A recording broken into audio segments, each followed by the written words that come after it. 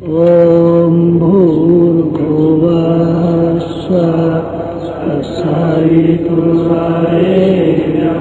भर्गो देवस्य धीमहि धियो यो नः प्रचोदयात्।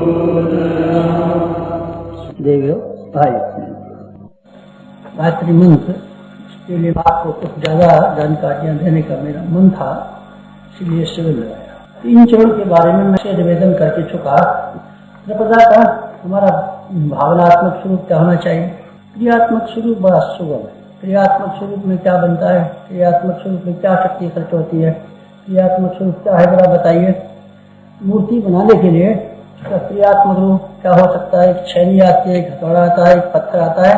पत्थर कितने का आता है, 4 रुपए का आता है। छेनी कितने की आती है, 1.5 रुपए की आती है। हथौड़ा कितने का आता है, 2.25 रुपए का आता है। कितने का सम्मान हो गया, 10 रुपए का। मूर्ति कितने की बननी है, 1000 रुपए की। ऐसा 4 रुपए में 1000 रुपए कैसे खर्च कर सकते हैं। इसमें उस कलाकार का श्रम लगा हुआ है, कला लगी हुई है, जिसने छेनी हथौड़ी के आधार पर अपनी कला का प्रकटीकरण किया। ठीक है, ये क्यों भूल जाते हैं आप, चाहिए तो ऐसे क्यों मूर्ति कैसे बन जाएगी, मूर्ति नहीं बन सकती। चित्रकार किससे बनाता है चित्र, कागज, कलम, रंग। पुरुष कितने रुपए का, 1.25 रुपए का। रंग की डिब्बी कितने की, 2.5 रुपए की। कागज कितना, 1 रुपए का। कितने का बनेगा चित्र, ये 1000 रुपए का चित्र बनेगा। तो साहब ये तो बड़ी किफायत हो गई, 1.5 रुपए में बन गया। बेटे 1.5 रुपए नहीं बना, ये तो समझता नहीं है। चित्रकार की कला, चित्रकार का शिक्षण कितने दाम का है। ये कागज, एक कविता लिख दी, एक PhD का थीसिस लिख दिया, अमुक लिख दिया, कैसे लिख दिया, कलम से लिख दिया, फाउंटेन पेन से लिख दिया, शाई से लिख दिया। तो सब कलम, फाउंटेन पेन और शाई की कीमत पर हम PhD बन सकते हैं, महंगे हो सकते हैं। बेटे ऐसे नहीं हो सकता। PhD होने के लिए कलम काफी नहीं है, जरूरी तो है, काफी नहीं है। उसके लिए क्या करना पड़ेगा, उसके लिए आदमी को विद्वान बनना पड़ेगा, अध्ययन करना पड़ेगा। क्यों सब कलम से तो काम चल सकता है नहीं बेटे, कलम से काम नहीं चलेगा। या तू लेख लिखेगा तो कलम की जरूरत जरूर पड़ेगी, लेकिन कलम से काम नहीं चल सकता। अकेली कलम को लेकर के तू चाहता हो कि हम PhD हो जाएंगे, MA हो जाएंगे और हम कविता लिख लेंगे, काव्य लिख लेंगे, कलम से लिख लेंगे। कलम से लिखा जाता है, पर कलम के अलावा भी कोई चीज मालूम पड़ती है। तुझे मालूम नहीं है क्या, मालूम रहना चाहिए।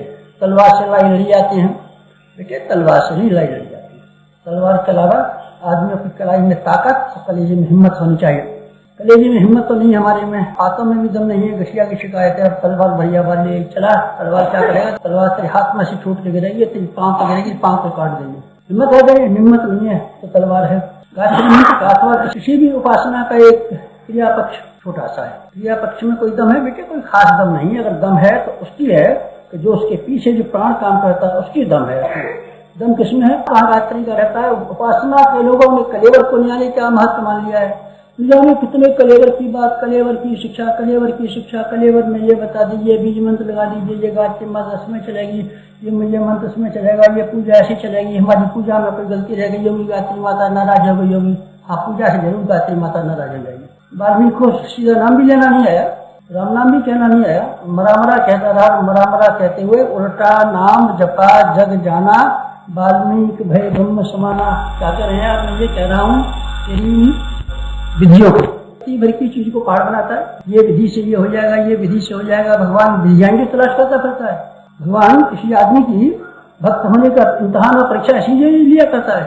इसको कौन सी विधि आती है, कौन सी नहीं विधि आती है। विधियों के ऊपर टिका होता है। पंडित लोग अब तक सब भगवान के और सब देवता को खरीद करके सबके मालिक बन गए होते हैं, सबके बॉस बन गए होते हैं। इनको सब विधियां आती हैं, इनको सब श्लोक आते हैं, इसको सब मंत्र आते हैं, इनको सब कर्मकांड आते हैं, सब विधियां आती हैं। विधियों के आधार पर अगर बात चली होती आगे तो ये सब के मालिक होते पंडित लोग, तो ये सब विधियां जानते। और लोग तो नहीं जानते, आप तो नहीं जानते। आपको कैसे देवता काबू में आ सकते हैं, देवी तो उसके काबू में आएगी जो विधि जानता है। बेटे ऐसी बात नहीं। क्या निवेदन कर रहा था मैंने, 2 दिनों में एक बात समझाने की कोशिश की। कर्मकांड हमने भी वही किए। कर्मकांड आप कहते हैं बेटे, बिल्कुल कर्मकांड करते हैं। कर्मकांड की आप अपेक्षा करते थे, मजाक उड़ा रहे थे। ये बेटे मैं मजाक नहीं उड़ा सकता। मैंने कर्मकांड की शिक्षा दी, मैंने कर्मकांड की पुस्तकें लिखी हैं, मैंने कर्मकांड के विधि विधान बनाए। कर्मकांड में स्वयं करता हूँ, कर्मकांड में मेरा बड़ा विश्वास है। तो फिर आप क्या बता रहे थे, ये मैं बता रहा था कि प्राण क्या हो सकता है। प्राण अलग चीज है और कलेवर अलग चीज है। कलेवर की जरूरत नहीं है बेटे, कलेवर की बहुत जरूरत है। कलेवर के लिए हम पहने बैठे हैं। कलेवर के बिना क्या कैसे काम चलेगा। देख हम कुर्ता पहन के बैठे, धोती पहन के बैठे, लोटी पहन के बैठे। तो साहब अगर हम कलेवर फेंक दिया था तो हम पागल कहलाएंगे और सब उठ के भाग जाएंगे। गुरुजी ने ये हो गए, पागल हो गए, कुत्ता फेंक दिया, धोती फेंक दी, मोटी फेंक दी, पागल बंद करा, बेटा पागल हो गए। बेटे पागल कैसे हो गए? हमने तो कुर्ता फेंक दिया है। कलेवर की जरूरत है हमको, शर्म अपनी रखने के लिए और इज्जत रखने के लिए भले आदमी कहलाने के लिए कुर्ते की भी जरूरत है, लंगोटे की भी जरूरत है, धोती की भी जरूरत है। धोती उतार देंगे तो कैसे काम चलेगा? कलेवर की जरूरत है। कलेवर की आप निंदा करते हैं? कलेवर की निंदा नहीं करते, पर मैं ये कहता हूँ अगर हम मर जाए तो कलेवर आप पहना दें। देखिए गुरु जी कैसे अच्छे मालूम पड़ते हैं, रेशम के कपड़ा पहन के बैठ गए। अरे बेटे मरे हुए रखते रेशम को पहना दे तो क्या मुर्दे को क्या रेशम और क्या क्या मखमल? जो कलेवर है, कलेवर हमारा शरीर है, कलेवर हमारा प्राण है। शरीर क्या है? हमारा ये शरीर है। शरीर बेकार है बेटे, बिल्कुल बेकार है। ऐसा बेकार है इसमें मिट्टी भरी पड़ी है, इसमें मांस भरा पड़ा है, इसमें हड्डियां भरी पड़ी है, टट्टी भरी पड़ी है, इसमें हड्डियां भरी पड़ी है, पेशाब सब बेकार है। बेकार है हाँ बेटे, इस बेकार की वजह से हम काम चलाते हैं अपना सारा। आपके सामने हम व्याख्यान कर रहे हैं, कैसे कर रहे हैं? कलेवर से कर रहे हैं। कौन बोल रहा है? हमारा प्राण बोल रहा है। तो कैसे बोल रहा है? जीभ से बोल रहा है। अगर जीभ में हमारी में हलकवा हो जाए तब बोलना बंद कर देंगे, और हमारा शरीर में से प्राण निकल जाए तब तो बेटे हम जाएंगे भूत। तो क्या करेंगे आप? भूत होकर के ऐसे बैठे रहेंगे छप्पर के ऊपर, रोजी व्याख्यान देंगे। भाई साहब हम बोल नहीं सकते, अब हम व्याख्यान नहीं दे सकते क्योंकि हम भूत हो गए हैं, जीव नहीं हमारे पास, हम कैसे वो बोलेंगे? तो गुरु जी आप दीक्षा दे दीजिए। तो बेटे हम दे नहीं सकते, तो नहीं दे सकते, हमारे शरीर ही नहीं है, हम दीक्षा कहाँ से दे देंगे? तो आप एक वो लिख दीजिए लेख, तो बेटे आप लेख भी नहीं लिख सकते क्योंकि हम भूत हो गए। तो आपको क्या देगा? बेटा शरीर नहीं हमारे पास, इसलिए हम लेख लिख नहीं सकते। मन में तो हमारे में बहुत सी बातें हैं, पर हम बोल सकते हैं, हम लिख सकते हैं, चल सकते हैं। उनको बोलने के लिए, चलने के लिए, सब काम के लिए शरीर की जरूरत है कलेवर। लेकिन आप ये कहने लगे हैं कलेवर ही सब कुछ होता है, तब मैं फिर आपसे नाराज हूँ। तब आपकी अकल के ऊपर संदेह करना शुरू करूंगा। अकल नहीं बोलती है, अकल ये शरीर नहीं बोलता है। अगर हमारा प्राण निकल जाए शरीर में से तब क्या हो जाएगा जरा बताना? मुर्दा पड़ा हुआ होगा। जी साहब गुरु जी बड़े विद्वान है। बेटे विद्वान नहीं है तो हमको जल्दी से ले चल गंगा जी में भाग गया। जी साहब हम तो आपको बहुत सुरक्षित रखेंगे। बेटे सुरक्षित रखेगा तो कल तक सड़न पैदा हो जाएगी, देख हमारे अंदर से बदबू आ जाएगी, देख कीड़े पड़ जाएंगे और देख तेरे लिए आफत पैदा हो जाएगी। तो जल्दी उठा हमको और मुर्दे में चला करके आ। जी आप तो बड़े विद्वान थे और आप तो बड़े नेता थे, आपको सब लोग गुरु कहते थे। हाँ बेटे गुरु कहते थे, बस गुरु हमारे प्राण को कहते थे। प्राण हमारा चला गया तो शरीर की कोई कीमत नहीं बच जाती। मैं क्या कह रहा हूँ? मैं ये कह रहा हूँ अध्यात्म के दो, एक का नाम है कलेवर और एक का नाम है प्राण।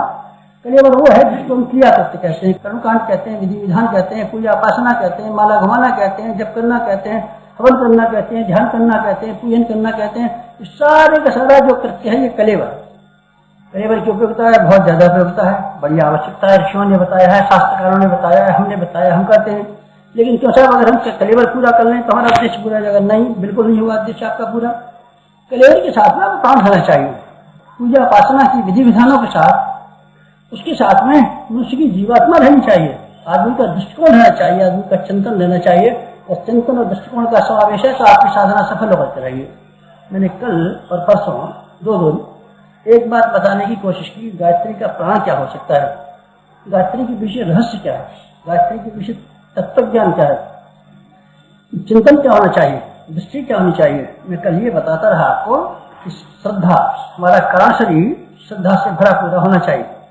हमारा चिंतन अर्थात हमारा चरित्र अर्थात हमारा सूक्ष्म शरीर ऐसा होना चाहिए जिसको हम निर्मल कह सकें, शुद्ध कह सकें, पवित्र कह सकेंगे तो आपको लाभ मिल जाएगा। और हमारा उद्देश्य अगर ऊंचा है तो भगवान हमको देगा, और ऊंचा उद्देश्य नहीं है, नीचा उद्देश्य है तो भगवान देने से इनकार कर देगा और ये कहेगा नीचे उद्देश्यों के लिए हम नहीं दे सकते आपको। आपके व्यक्तिगत सुख सुविधा के लिए आपके पास हाथ पांव और अकल इतनी ज्यादा हमने पैदा की है, इससे आप अपनी जिंदगी का मजे में गुजारा कर सकते हैं। आपको अपने हाथों से कलाइयों से मांगना चाहिए कि आप हमारे 6 इंच के पेट को आप भरिए। ये 6 इंच के पेट को आपको पूरा कर सकते हैं। 6 फुट लंबे हाथ दे दिए हैं और ये देवता है। 6 फुट के हाथों से आप जमीन खोदिए, रिक्शा चलाइए, घास खोदिए और 6 इंच का पेट भर लीजिए। पेट भर लीजिए, इसके लिए क्या मांगना भगवान से, तो देगा भगवान आपको। अकल हमारे पास ऐसी है कि हम अपने सामान्य जीवन यापन करने को इस अकल का इस्तेमाल कर लें तो हम बहुत सुखी जीवन जी सकते हैं। हम अपने पारिवारिक जीवन को सुखी बना सकते हैं, हम अपने शरीर को निरोग रख सकते हैं अगर हम अकल से काम लें। तब अकल हमारे पास दी है, हम सबको अपना प्यारा बना सकते हैं और मित्र बना सकते हैं और हम चिंता से मुक्त रह सकते हैं। अकल का कंप्यूटर हमारे लिए इतना मूल्यवान है कि हम अपनी जिंदगी के वजन को आसानी से ढूंढ सकते हैं।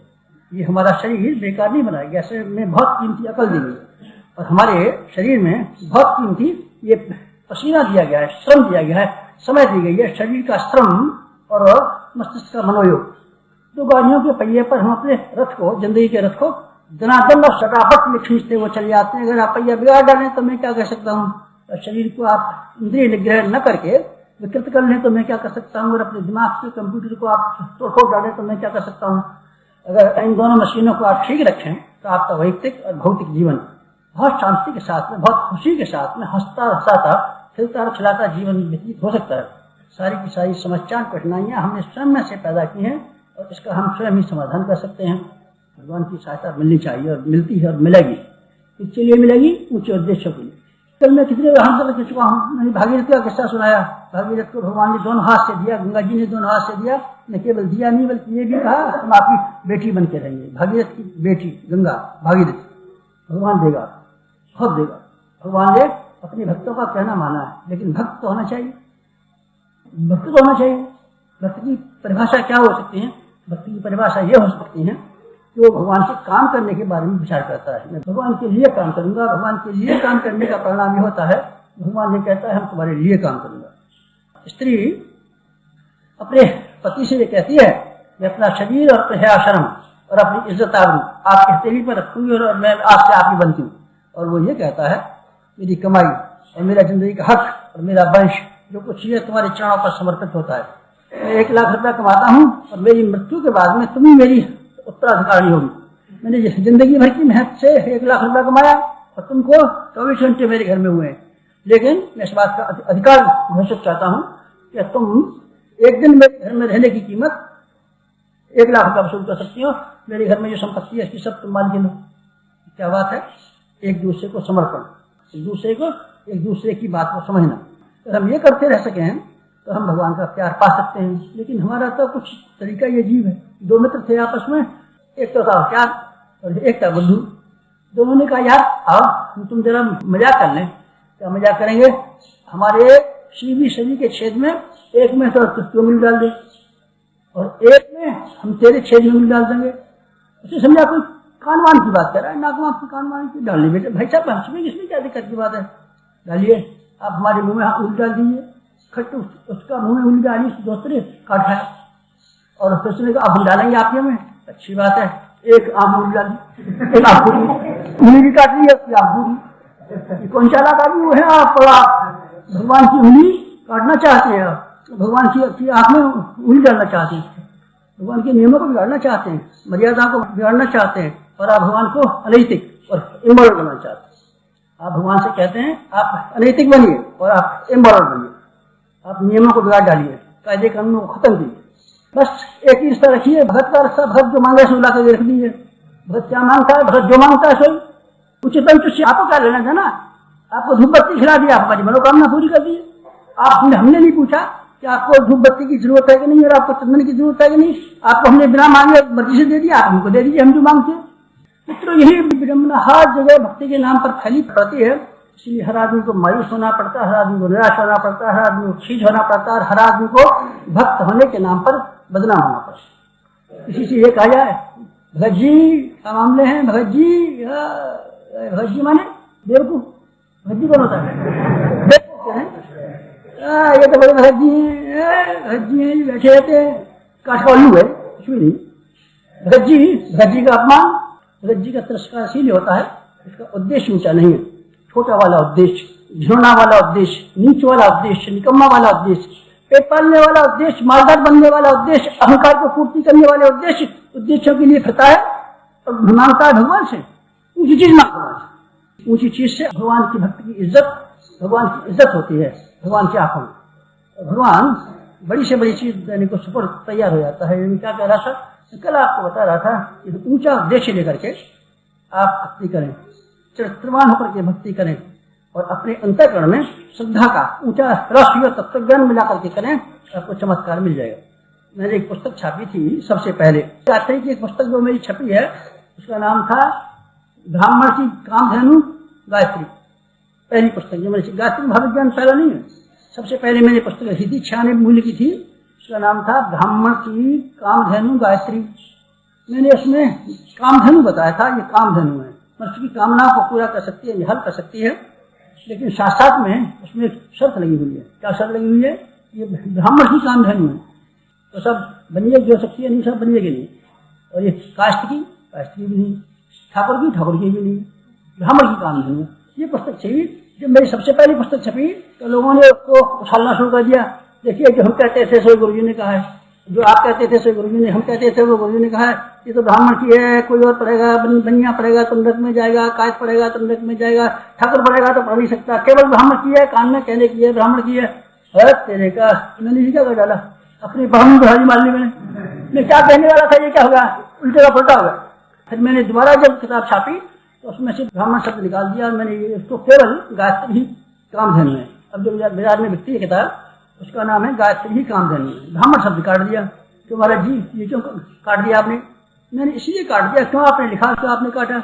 बेटे मैंने इसलिए काटा कि मेरा मतलब ये था ब्राह्मण तो जिनके भीतर हो उनके लिए कामधेनु देने वाली है। तो मैं कहने वाला था, मैं ये भूल गया था। लोगों ने क्या लगा लिया, लोगों ने निकाल लिया ये जो बामन पैदा होते हैं, कौन से बामन, यही बामन श्राद्ध गौड़ कानको ये सरस्वती जो होते हैं बामन, बामनों को मान लिया। मैं कह रहा था ब्राह्मण और ये ले बैठे बामन, इसलिए बामन और ब्राह्मण का चक्कर पड़ गया, इसलिए मैंने ब्राह्मण शब्द काट दिया। अब क्या कह रहे थे बेटिए, मैं कल परसों 2 दिन में एक ही बात कह रहा था कि गायत्री ब्राह्मण की कामधेनु।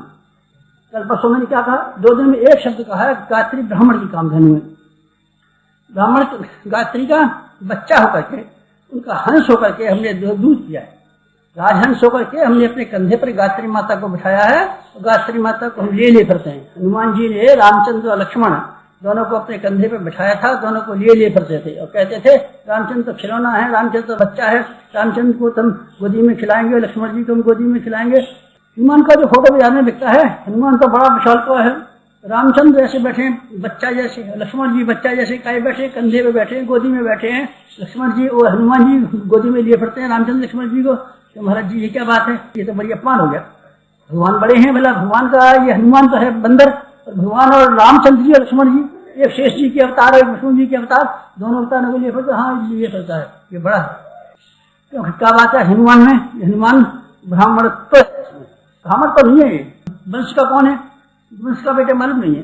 वंश तो ये कहते थे वो थे क्या नाम है, बानर जंगली कौम थी कोई, ऐसे भील कोल होते हैं, इस तरह के इतिहासकारों ने ये बताया। बानर जो थे उस जमाने की कोई जंगली कौम थी, जैसे आजकल कोल भील क्लास वगैरह होते हैं, इस टाइप के कोई थे बानर। अछूत हो गए थे, संभव है अछूत ही रहे होंगे, शूद्र ही रहे होंगे, लेकिन वो कौन थे, ये ब्राह्मण। ब्राह्मण कौन होता है, ब्राह्मण की परिभाषा कल परसों आपको कहता रहा। ब्राह्मण की परिभाषा 3 लक्षण बता रहा, 3 लक्षण कह ले चाहे 1 लक्षण कह ले, असल में ये ब्राह्मणत्व की परिभाषा में आ जाते हैं। श्रद्धा ये ब्राह्मण की परिभाषा में शुमार, और चरित्र ये ब्राह्मण की परिभाषा में शुमार है, और ऊंचा उद्देश्य ये ब्राह्मण की परिभाषा में शुमार है। 3 चीजें अगर आदमी के भीतर मिल जाए तो उसको ब्राह्मण कहते हैं। ये ब्राह्मण की परिभाषा संक्षेप में अगर आप सुनना चाहते हो, कल और परसों में क्या कहता रहा मैंने ब्राह्मणत्व की परिभाषा की, तो ये कहा कि ब्राह्मणत्व आपने आएगा तो आप बच्चे की तरीके से दूध अपनी माँ का पिएंगे। माँ आपके लिए दूध का पात्र लेकर के फिरती रहेगी, बच्चे को तलाश करती फिरेगी। बच्चा भी जंगल में तलाश कर रहा था माँ माँ, और माँ भी तलाश करती फिर थी। माँ तुम किसे तलाश करती फिरती है, बच्चा तलाश कर रहा था फिर आप क्या फिरती हैं? हम इसलिए फिरती है कि हमारा बच्चा कहीं होगा, हमारा बच्चा कहीं प्यासा होगा, हमारा बच्चा कहीं भूखा होगा, हमारे बच्चे की रखवाली हो रही होगी कि नहीं होगी, हमारे बच्चे पर भेड़ियों ने हमला तो नहीं कर दिया होगा, हमारा बच्चा जाने कहाँ चला गया होगा। जंगल में माँ अपने बच्चे को, गाय अपने बछड़े को तलाश करने के लिए तलाश करती फिरते।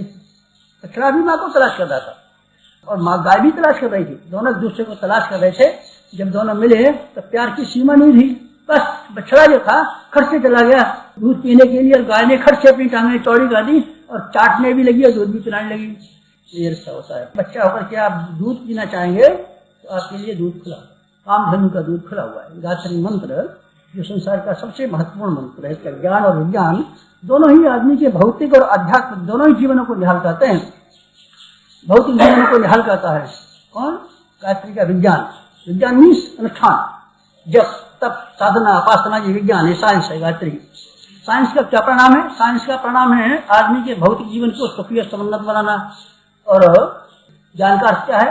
ज्ञान का अर्थ है मनुष्य की जीवात्मा में देवात्मा का उदय करना, ऋषि का उदय करना, भगवान का उदय करना भीतर।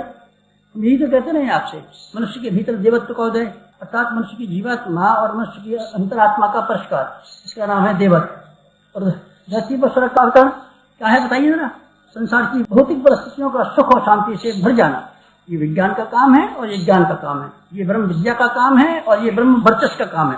ब्रह्म वर्चस्व का नाम है तेज, और ब्रह्म विद्या का नाम है शांति। इसको हम मुक्ति कह सकते हैं, स्वर्ग कह सकते हैं, शांति कह सकते हैं, भगवान का साक्षात्कार कह सकते हैं, आत्मा की परमात्मा में परिणति कह सकते हैं। अर्थात ये दोनों भाग आ जाते हैं। गायत्री के ज्ञान और विज्ञान की महिमा को मैं कल परसों से आपको दो दिन में समझाने की कोशिश करता रहा, और मैंने कल एक पहलू की जानकारी भी दी आपको।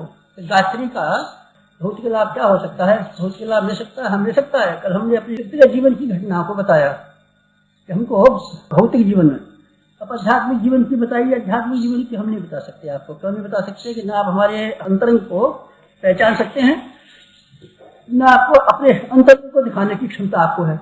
भौतिक आपको बता दिया, हमने किताब लिख दी, हमने एक बना दिया, संगठन कर दिया, ये भौतिक था, आपको बता दिया। आप बताइए अंतरंग को हम नहीं बता सकते और ना आप जान सकते हैं। जानने के लिए आपकी आंखें होनी चाहिए। दिव्यम ददामि ते चक्षु, हम तुझे दिव्य चक्षु देते हैं देखने के लिए। दिव्य चक्षु आपके भीतर नहीं है, इसीलिए हम सिर्फ इतना ही बताते हैं। हम एक पंडित हैं और हम एक व्यक्ति हैं और गायत्री उपासक सकते हैं, और हमारे बंदा आशीर्वाद से भरा हो जाता है आदमियों का, और आप आदमी के बाल बच्चे हो जाते हैं, बीमारी दूर हो जाती है और नौकरी में उन्नति हो जाती है, ये हो जाता है। तो महाराज जी का क्या बता रहे, बड़े विज्ञान बता रहे, क्या बता रहे, ये हमारा विज्ञान है, ये हमारा विज्ञान का परिणाम है। और हमारे ज्ञान का हम नहीं बता सकते।